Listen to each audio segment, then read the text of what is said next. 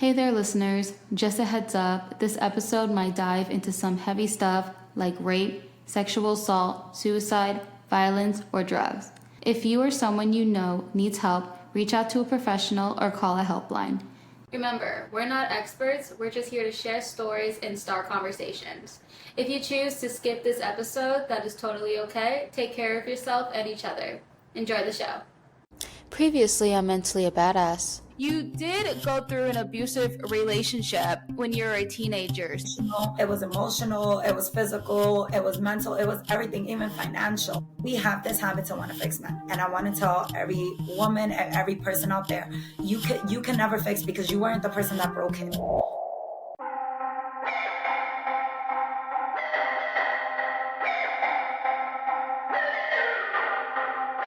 This cannot be my life. I need to go. And I remember my grandmother. My grandmother's a true Christian. Mm-hmm. And I love that she was there because her presence made it better. And after Nathan was done as Amy, I remember I just told my mom and I just started crying. And my twin sister beat the shit out of him and she kicked him out of the house. Mm-hmm. My sister's like, what the fuck? She's like, get out. And my sister threw something in his face. I was so happy. I would have done that too. My twin sister beat the shit out of him. So he left the house. He was crying or whatever. And I remember telling myself, like, I just want it to be the last time that I see this man. I don't want anything to do with him. You know, my son is no longer here. But that's not the way things happen. Nathan didn't know how to let me go. Nathan even followed me one time. I was applying for college. I was trying to get my life back together. I was going to John Jay. And Nathan, for some reason, catches wind that I'm there. Nathan proceeds to, like, not only assault me in front of, like, there's officers there, dummy. He steals my purse. Steals my purse. He got a stealing problem, I see. Yeah, steals my purse, right? And officers, they see this. And first of all, I was just so, like, how do I say it? I was so, like, shocked. But then again, I'm like numb. Mm-hmm. That all of this is going on, that I'm not realizing that the officers followed him and they made him give me my purse. And then when they made him give me my purse, they arrested him and took him in. Good. Right. So then fuck that guy. Right. I was just grateful because it got to the point that I wasn't dropping any more charges. Like, this was it. I wasn't giving Nathan a second chance. I wanted Nathan to be out of my life. Mm-hmm. But like I said, Nathan does not know how to say no, because these abusive relationships, and this is what I want people to understand. Abusive relationships are like a gang initiation. You're either going to leave either 6 feet under, right?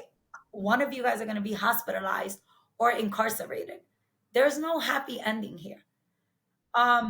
So with Nathan, of course, cannot take the relationship over, because many times I have forgiven Nathan and I have told Nathan, you know what?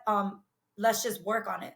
But this time I was so proud of myself. I was like, I think God has given me this energy, this grace where I'm telling him, no, I don't want anything to do with you. It's over. I don't want anything to do with Nathan. So I remember I was in my mother's house, and I remember I'm excited. I'm gonna get started on my college journey. No more Nathan. I never have to worry about him. No, yes, I do. Because that same day, as I'm in my house, when I think I'm peaceful, I don't know why I opened the door. I didn't even look. Because in my head, my mom works close. My mom is a school teacher. She works close. So I'm like, oh, maybe my mom is coming for a lunch break. So I go and I open the door. And guess who it is? It's Nathan. Wait, so you got arrested, right? I guess he just got out. Got out. I asked no questions. Obviously, he was out. I was kind of hoping the story was going to be like he's in jail now. No. Okay. Oh, no. They don't keep him in jail for that long at all. Of course.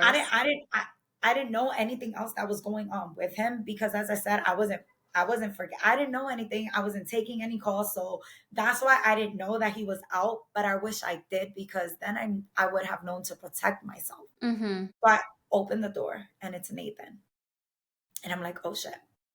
So then I'm trying to run away from him, And I run to my room, and Nathan tackles me, and Nathan is choking me.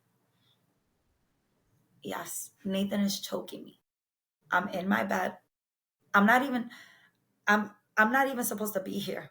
And I know that God saved my life, cuz I remember I'm on the bed. This man has the strongest grip on my neck. And I don't know if you've ever heard, or like movies, they always say like your life flashes right before your eyes. That is so true. None of that is wrong. It's so true. I remember all of my memories coming like flashing, like everything was leaving my body, and all my memories were like I couldn't catch them. All my beautiful memories from when I was born, my parents. I can't even describe how many memories, and I'm trying to catch it. And I'm silently telling God, like, God, please, this can't be my life. I don't want to die. I was like, God, I don't want to die. And I remember God, my Holy Spirit telling me, this is what we're gonna do. He was like, Nathan, his grip is not gonna be tight. I want you to run. When you run, don't call the police officers, call your mother. These were the instructions that my Holy Spirit was telling me. And they're like, call your mom. Because if you call the officers, it's gonna be too late. So then Nathan's grips, it starts to lighten up. And I don't think he knows. I could see he's like, I could see the anger, the rage, but I could get out. So I got out, I escaped. I did what my Holy Spirit told me. I got on the phone and I told my mom, hurry up, come quick. He's here. He's trying to kill me. And all I remember is Nathan is like this. Like he's still like this. And I'm like, that's weird. Like, why didn't he try to chase me? Like why didn't he try to like attempt to kill me? Because remember, the goal was for him, he was enraged. He went there for the only sole purpose was to end my life. I wasn't supposed to have my life. All of a sudden, I just see Nathan kind of like subdued. And only the power of God, I believe, can do that. And all of a sudden, as I'm looking at him, he's not moving, he's not doing anything, he's just still. All I know is like he was in a trance. Then my mom comes in. And as my mom comes in, it's like the trance is over and he runs past my mom. And then my mom is like, oh, I'm gonna call the cops. We call the cops, and I told the cop everything that Nathan was trying to kill me. So I don't know what else happened. I'm pretty sure they arrested him or whatever. But after that, I think that was like really one of the last times I saw Nathan, because after that, Nathan was officially out of my life. Yeah, he stalked me, but I had to work in New Jersey for him to kind of stop stalking me. And they find a new victim after a while. So that's what he did. I gave him space. I started working in New Jersey after my son passed away. I was going through it. I wasn't mentally well after going through all of that. Yeah. Um, I didn't really have the proper channel to kind of tell, anyone that I was angry, because for a while, I don't think that I ever like mourned my son the way I Mhm. should have. I just feel like I had a little period of mourning him, but then I had to focus on getting rid of Nathan, the abuse that Nathan caused me, and everything else that I didn't focus on those beautiful moments that I did share with my son, you know? But I understood why God needed my son not to be here, because I could never imagine my son being raised in a household that would ever like teach my son to treat women like this. Like, I would be horrified to have someone in this world doing this to women. I would never be proud of that. So I just remember like having this like moment where I'm like, Nathan is no longer in my life. And I remember one time like God telling me, like, you know what? He was like, I never wanted this for your life. But God said, I'm gonna put you in a position to thrive. And this is what God did for me. So after experiencing all that mental, psychological abuse, where I even convinced myself that I wasn't smart enough, I was like, no, I'm gonna take my power back. Mhm. So God made sure that 2 years later, my daughter was born. It wasn't from the same man. Assuming that, yeah. Yeah, it was from someone else. So I had a beautiful daughter be born 2 years after. And then I decided to go back to school. I got my associates in criminology. Then I went to John Jay, got my bachelor's in criminal psychology, graduated with a 3.9. And now I'm in my master's. And this career is different. This one is, I'm a teacher. Hmm. So God had other plans for me. And God is like, you have a story, and I want you to share your story. And I want you to help other women, other people that are in bondage. You have to share your story. And I would be a hypocrite if I was to tell you that I myself did this on my own. No, there's that power in God, and I know it was God. That from that moment, God saved my life. Even till now, God literally showed me so many times as to why He gave me grace. I shouldn't be here, and God saved my life. God saved my life as soon as I told God, God, I don't want to die. I want to do other things in my life. And this is what I'm doing. I have a podcast called Murder, Blood, and Psychopaths, where I have a voice and I detail everything about the abuse, about just the gaslighting, the trauma bonding that I have with Nathan, and just the whirlwind of just this whole fucked up Romeo and Juliet story. Hmm. But you know what? That's just what happens. Like, you go from literally from surviving to thriving, and God put me in that position. Like Nathan many times said I was stupid, I wasn't smart enough. And I'm like, yes, I am.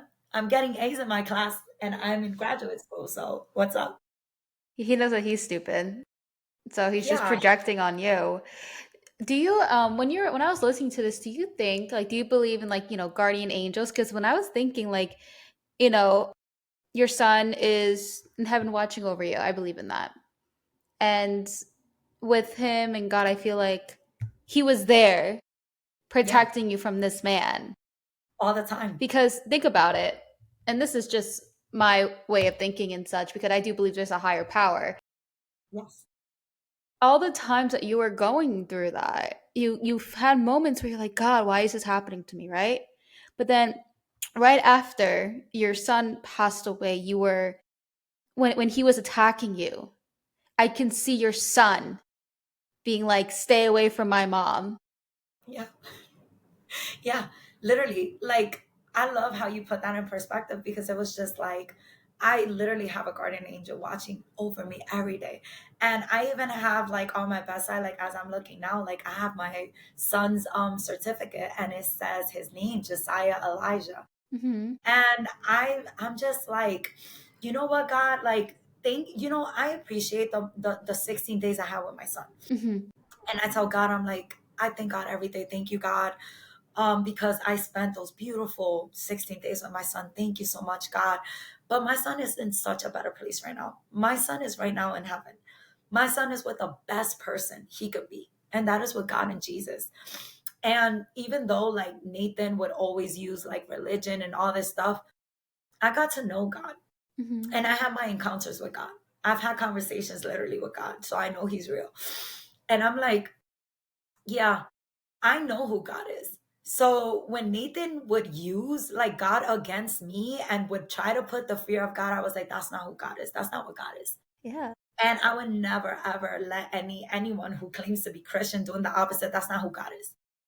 God is a loving man. But Hmm. let me tell you, God does not want us. God never wanted this relationship for me. Hmm. And God said it. God is like, I never wanted this path for you. But He's like, God was always there when I needed a shoulder to cry on. And there were moments that I'm telling you, Justine, I shouldn't be here. There were many moments in my life that I'm like, I've encountered strangers that I'm like, how didn't this stranger not be a serial killer and not murder me? And I always Oh, I've believe, had oh, those moments too.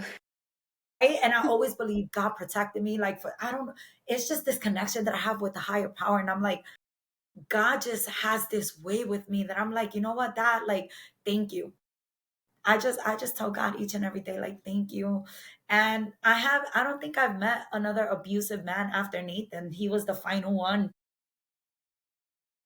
I'm so glad. So, And like listening to this whole story, I don't know if you noticed, I was about to cry. Like I was kind of like trying to hold it in because I I almost cried after you said that he was choking you. That's kind of where I was like, because it brought me Yeah. back to when you said that. And I just think of all the women that didn't make it. And it Yeah. just makes me like, you know, it's just so sad. It's just like, and I think of what's I'm sure you know about the Gabby Petito case and everything, and that how Yes. that's been spoken about a lot lately. And I Yeah, they watched the have on Netflix. documentary. I was bawling my eyes, Yeah. You bawling know my that eyes. that's one thing that I'm because I saw that it was on Netflix and I Mhm. have been like trying to build myself to like, watch it, but it's Yeah, so sad. I do hear it in like different podcasts and I just can't help but be so sad for her because I'm like, there's many women, like you said, they don't survive. I covered a woman, she was a teenager just like me. Her name is Katie Sudsbury and she got into an abusive relationship just like me. I remember watching her whole story on ID Discovery, and I remember, man, that was sad. Like her mom was almost just like mine, like advocating for us to, to leave this abusive relationship. And we did have the supports. However, the criminal justice system doesn't work that way. And unfortunately, doesn't matter how many times you document harassment, a piece of paper is not going to keep them away from you right. because a piece of paper didn't keep the man that was abusing her because he went on to murdering her and he killed himself. And it's just unfortunate. Many young girls, they don't make it out alive. And I feel like us women that did survive this, we're the voice, and we have a story to tell and we need to spread the information out, what signs to look for. Because many times, as I said, you don't know that you're in a relationship like this until you're in the thick of it. I didn't even know what the hell an abusive relationship was. My mom wasn't modeling that for me. Mhm. I didn't know to look at the red flags. Like this is what, 2007, right? Mhm. 2007, 2008. I don't I don't know what to look for. I just was a virgin. I was innocent and I just wanted to give someone so much love. And I thought that everyone would be like me and have a pure heart like me. And you start to really find out that everyone doesn't have a pure heart like you. And you have to really be awake and you have to be sensitive. And instead of making multiple notes and instead of finding jealousy cute, those are the emotions that are not going to be cute later. And Yeah. I get it. People experience jealousy and I get it. But you just need to watch in the way they handle jealousy. It's Yes. okay to have jealousy, that's fine. It's an emotion, feel them. Mhm. But if the jealousy is a little bit more out of control, that's when you know that you're dealing with a narcissist and an Mhm. abuser. And if he's not going to be physically emotional, he's going to be mental emotions because there's a lot of partners that don't experience physical abuse. They Mhm. just only experience financial and emotional abuse, and that's abuse too. It is. It is. And um once after I want to talk to you about something just not on here. Um because I'm like losing my train of thought. I sometimes do that. I like lose my train of thought. Um, I, I think it's 100% so important with the red flags. I do want to go a little deeper on something though. Sure. Is because you were mentioning you saw these red flags technically, you saw Mhm. them, but you were ignoring them. So I Yeah. feel like it's very important and something we all need to talk about is why did we ignore them? Right. That's I feel like that's the big question. And a That's a good lot, question. because you were talking about with body dysmorphia and seeking love and such, and how you're a virgin, and you were, I feel like if women, like, little girls can feel the love and Yeah. not feel like a man has to give it to them and just take whatever comes to them, then this can, help avoid these kind of relationships, because these men, they can sense vulnerability from a mile Yes. away, narcissist Yeah. and such. Oh It's yes. literally like, think about it, it's like women are just like, we're like these cute little I'm trying to visualize these cute little people, and then it's like the big bad wolf, like, oh, And they know how to you're pick us out. They know yeah, how to and they pick us out. pick and they find vulnerability and they pick you and they abuse you to Yeah. make them feel And good that's about what they do. themselves because they're a piece of shit. Yeah. Oh yeah. It's Yeah. it's funny because I was listening to something on YouTube. And I remember there was this woman speaking, and I remember she said that they were conducting a study in New York City, right? And I believe like they recorded like random people in the streets, and they showed it to prison inmates.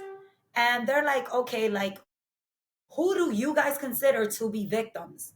And they started picking off like the women. And then they were like, then they started like telling you why they picked them off, right? And they started to say, obviously, like they would pick like the women that are like too girly because they're vulnerable. It's a power struggle, and they know that they can manipulate easily. But they didn't. They chose like I guess even like your body language as well speaks, right? Energy. Because right, if you're slouchy like this, like or whatnot, like me, I try to hold like a posture. So Mm-hmm. narcissist knows, right? So when you have like a posture, if you're looking down all the time, you have a low self-esteem, they know to control you, Well, I have a right? low self-esteem because I always looked. Well, I do, but I'm Yeah, not gonna no. say that part. Well, I've came a long way, but uh, you know, core beliefs it's and such. That's a whole other thing. yeah, because look, as women, look, we have society, we have so many things pumping, saturating the airways of how women are supposed to look. We're supposed to be skinny and fit and all this stuff, right? So it's kind of hard not to have a low self esteem with all Right. these things, and you need to have a perfect body. And my whole thing is like, I started working out because I take care of like my mental health Mm-hmm. because I did go through postpartum depression with my daughter. Mm-hmm. And I was working out and I do all that, but imagine like women that do have like low self-esteem, and then it's like relying on someone else to get, to give you your drug, right? Because you're like Mm-hmm. an addict. You can only get your drug from this person. That's why it feels so good, right? Because they hit that chemical in your brain, like dopamine. Yeah. It's the drug is a dopamine hit. So that's just what it is. But don't the red flags, they will always be there, and we know them more. In 2007, 2008, like I said, there were flags, there were signs. I just didn't know that. I didn't know how to justify those signs. You know what I'm saying? I didn't know Mm-hmm. how to just say, wow, he's a narcissist, he's love bombing me and all this stuff. I didn't know how to put it into those contexts.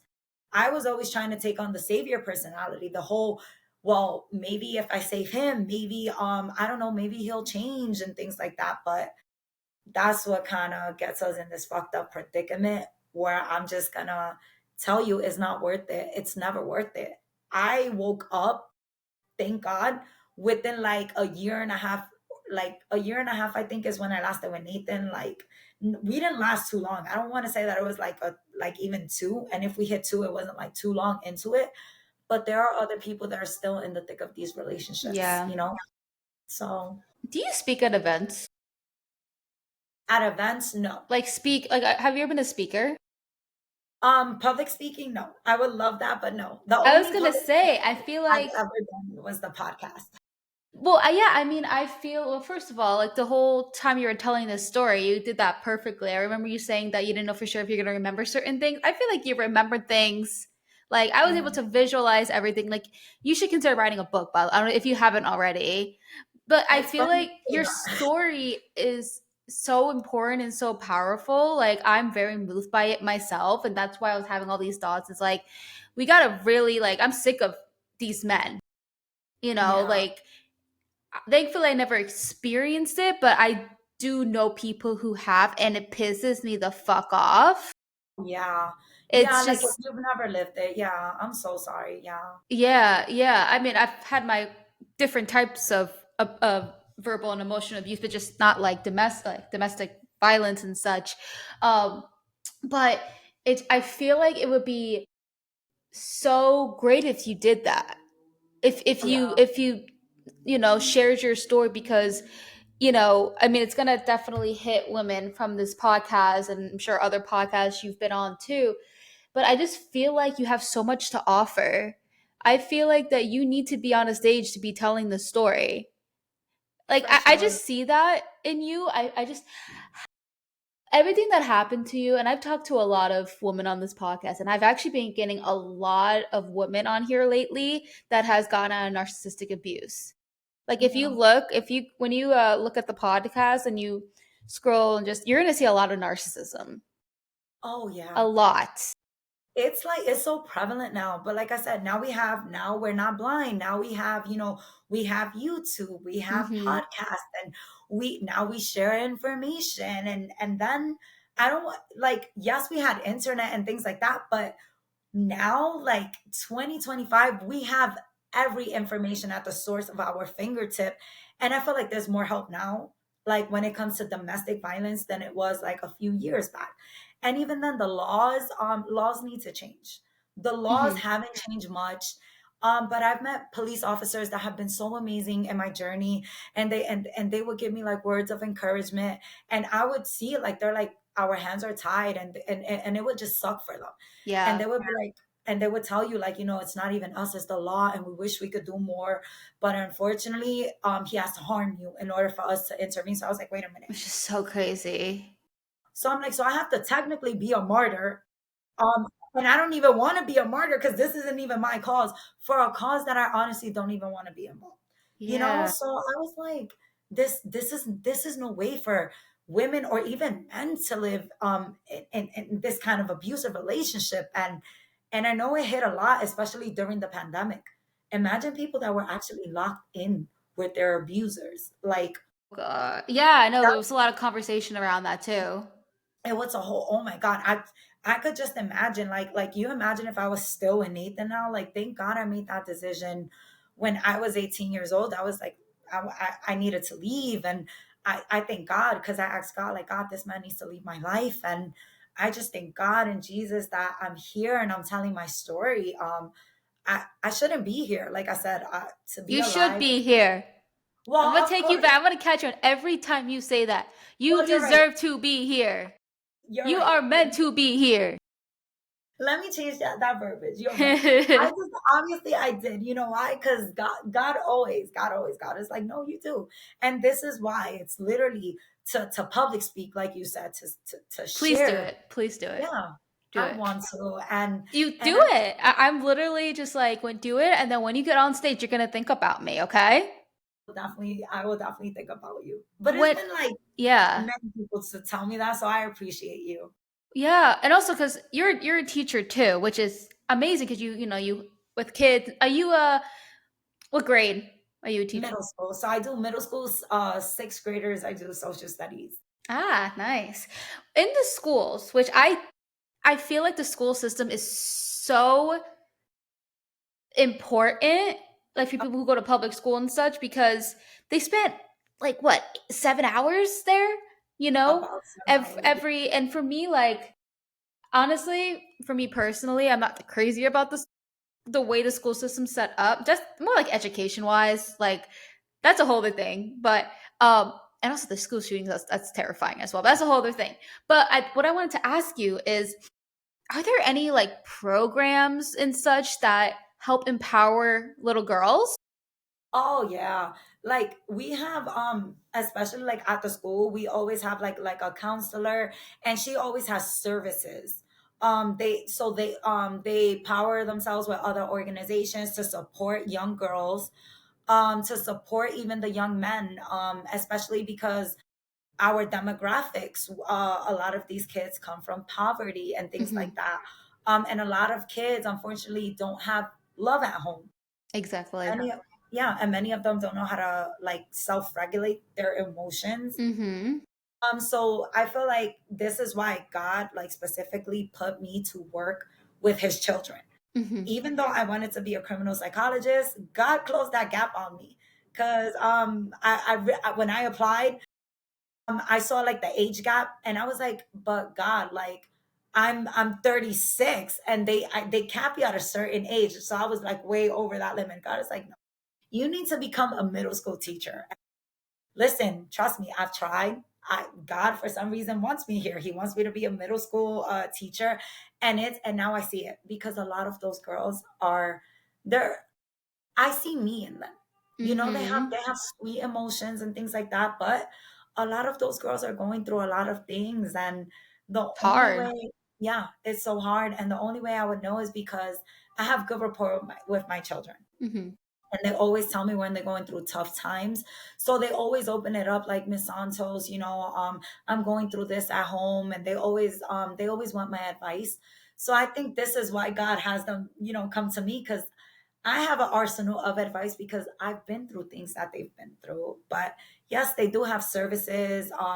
Especially there's parents that are abusive to the kids and things like that. Yeah. So they do have systems, and they do have powers and places that do help when it comes to anyone going through things like this.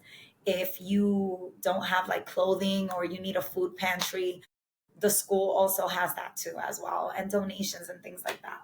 But the school system, yeah. Yeah. So these services that you're referring to, so this is something that they have to seek, right? Yes. Okay. I think more what I was trying to go is I think more like I think I was meaning more kind of like a, you know how they have dare, how it's like Like, educational. So I'm saying like, and when I was like in fifth grade, they had like the nurse come in and talk about menstrual cycles. Like and when I was in high school, they did have a thing called the girls club. It nice, didn't yeah. really last long. I think there wasn't much funding or something like that. But Yeah.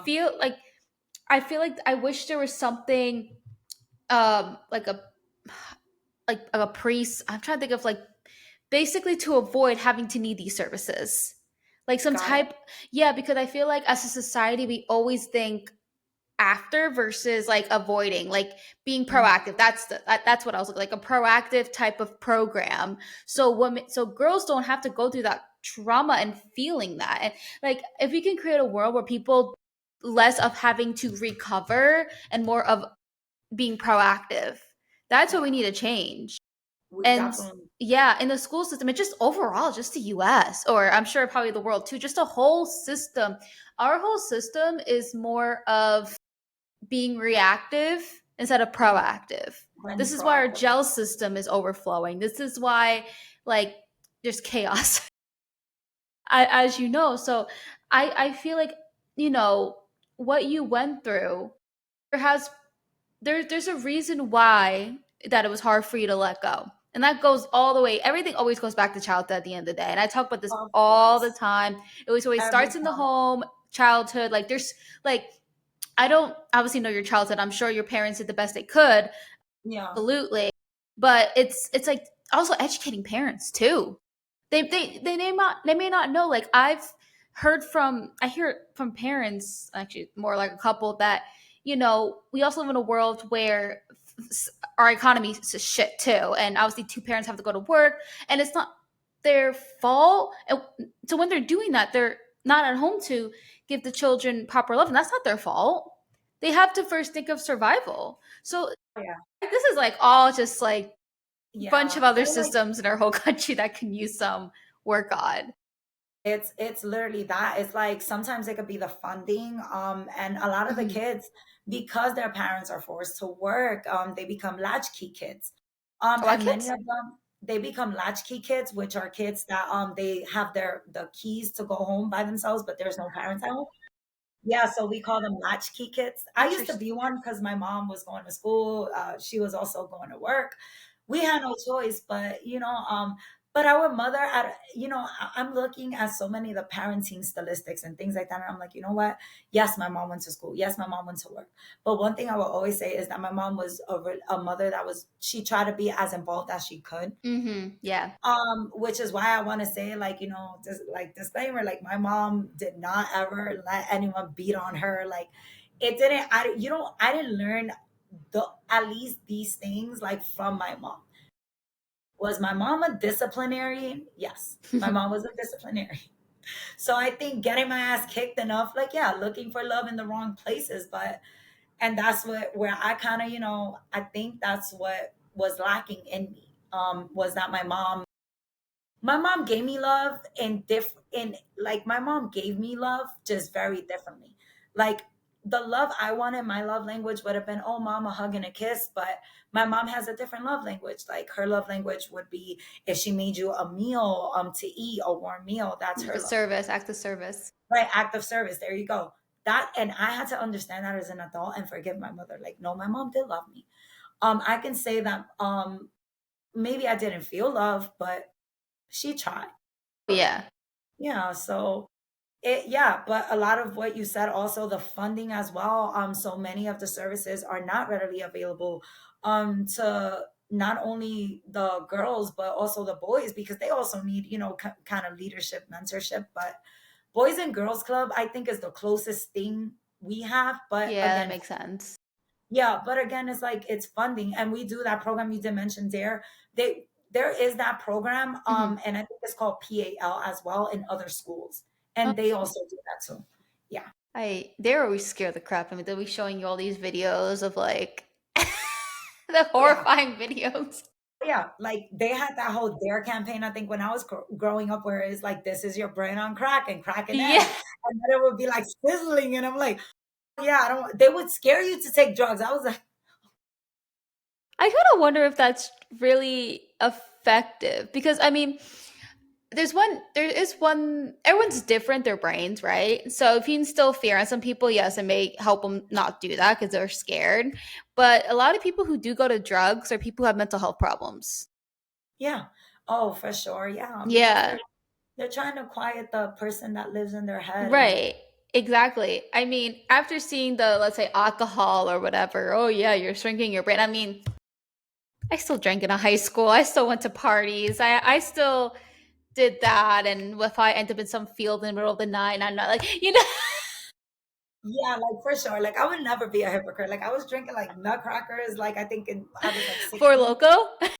Yeah, like Oh, I never had those. My brother did. My oh brother had my the Four god. Locos, but I heard horror stories. That's why I never tried it. Yeah, no, I heard that too. Literally I had a four loco when I was like 14. Oh, yeah, how was that? And like it was a summer on like a random Tuesday at 3 p.m. Oh my god. Yeah, that you know what? It happens randomly. The devil's always playing with us. Trust me. Like I, you see, drinking was never really like my forte. Like Okay. That's but I had good. like yeah, like I had an ex-boyfriend though that he was like he got edibles from like California, and this son of a bitch, we're at a beach hanging out, and he's like, Eileen, here, you want this? I was like, oh shit, I was like, oh, I mean, I do have a craving for chocolate. And all of a sudden I start bugging out. I was like, oh shit, my eyes. And he's like, oh Oh, you're did you know it high. was an edible? I didn't know it was an he didn't tell me That is fucked up. he didn't tell me it was an People are fucked up to you. yeah. And I was like, Jesus. and I remember just I was like, I felt calm because I wasn't sleeping. I was working night shifts. And my daughter was, I think, like about like 4 years old. So I was going through it. So I was Yeah. like, you know what? It was one of the best peaceful sleeps. I was like, but damn fucker, don't ever surprise me doing that shit. I have a horror story of me with like edibles, and this happened like 2.5 years ago. It wasn't even that long ago. I had a so I do so I have social I do social media manager for clients, and I had a client that sold legally like edibles, like the gummies and like pre rolls and stuff like that, right? So when I have a client, they send me all their products, for content creation purposes, and I was like, okay, this is a cool, like, let me try. Like I've done like marijuana before, like in college Yeah. and such. I was like, yeah, I can handle it, right? And it says, oh yeah, take one gummy, and I was like, okay, so I'm following the instructions, like how we're supposed to follow instructions. It was 60 milligrams, and I thought I was gonna die that night, and I literally was like, wait, is it the card, different card? Oh, that's all right. I think like your mic came out or whatever. Doesn't matter. Um, wait, can I hear you? Oh, Let me see. Can you? no, I can't. Okay, yeah, I can hear you now. That's Yeah. weird. Okay, cool. Yeah, it's all right. No worries. It'll be fine. It's just gonna show up as a new track. So we both have two tracks. No big deal. Uh, where was I? So yeah, so I literally truly thought I was gonna die that night because I was like losing losing control, and I literally was just like, God, seriously, am I gonna die like this? out of all the ways to die, this would be it. this is it? Seriously? Oh my God. Because I went into a panic attack. Of And, course, yeah. you know, Because they going had into you a too panic attack, sensitive.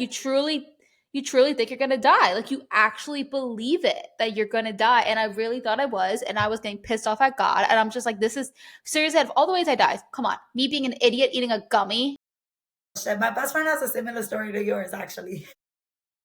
I'm like, it's funny that you thought that you were gonna. She also thought she was gonna die too, and she was talking to God. I was like, yeah, it's. And I should have told her if it's your first time, you always Yeah. take a little bit, unless you're Like like, 5. yeah, or like even then, because I'm not gonna lie, like of course I do edibles every now and then, but I've always told her like, it's either that or like if you have any like anxiety or anything, it will heighten it. It will heighten it. So I always tell her, like, Mm-hmm. try to, so whenever her and I used to take it, like, I always try to, like, be in a calm area for her to do it because one time she did think she died. She thought she went to heaven. She went to the bathroom, turned on the light, and she thought that was like God shining his light on her. And I was like, oh. She was like, Eileen. She was like, I thought I died. She was like, I turned that light. I thought I was seeing God. And I was like, I'm so sorry.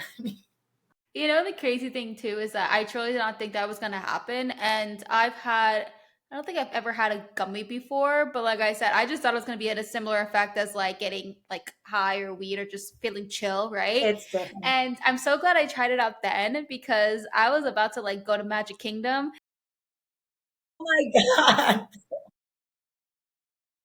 kicked out of Disney. I would have been flipping a shit. And oh, You so glad that I was in the comfort of my own home when I took an edible. listen. One time, listen. Imagine that. You listen, but thank God you're okay because I know that you probably, when it first hit you, I'm pretty sure you probably thought it was like the ending of you. And the only way Yeah. it leaves your system is you have to sleep it off. That's the only way you Yes. just sleep it off. And I threw up too, which was not my finest hour. Yeah, I was scared to go to sleep. That was the thing. Is like, oh yeah, I was feeling sleepy. Like my brain was like, okay, go to bed, go to bed. And but I was scared Yeah, because I thought if I go to you would sleep, I die. wouldn't wake up. Nah, yeah.